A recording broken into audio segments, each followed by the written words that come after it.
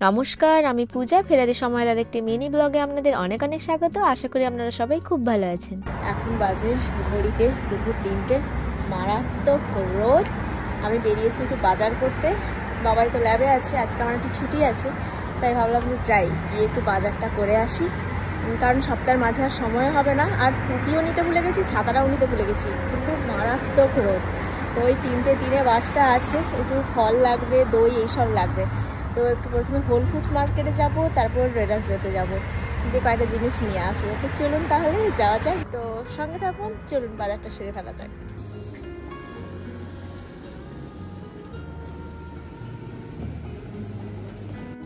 বাসে উঠে পড়েছি, চলুন এবারে যাওয়া যাক।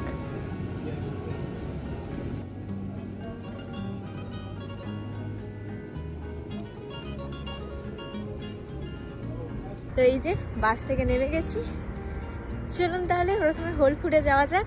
আর এই তো এই রাস্তার পাশেই স্টেশন, এটা পলো অল্টো ক্যালটন স্টেশন। এখান থেকে সানিভেল, সান ফ্রান্সিসকো সমস্তটাই যাওয়া যায়।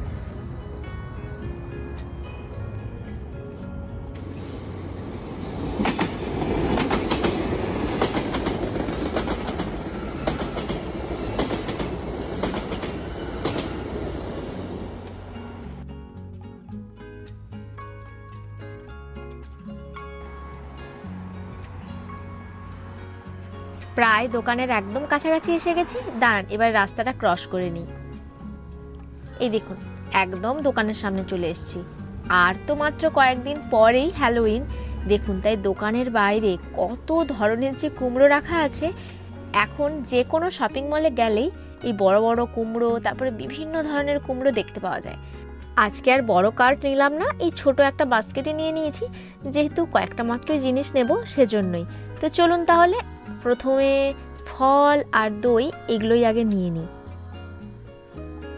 জানেন, এখানের দোকানগুলোতে এসেই আমি দেখেছি কত রকমের যে দই পাওয়া যায়। দেশে তো সাধারণত আমরা 1-2 রকমেরই দই দেখেছি, কিন্তু এখানে যেমন প্রত্যেকটা দইয়ের দাম আলাদা, সেরকম কত ধরনের যে ফ্লেভারের দই পাওয়া যায় তার কোনো ঠিক নেই।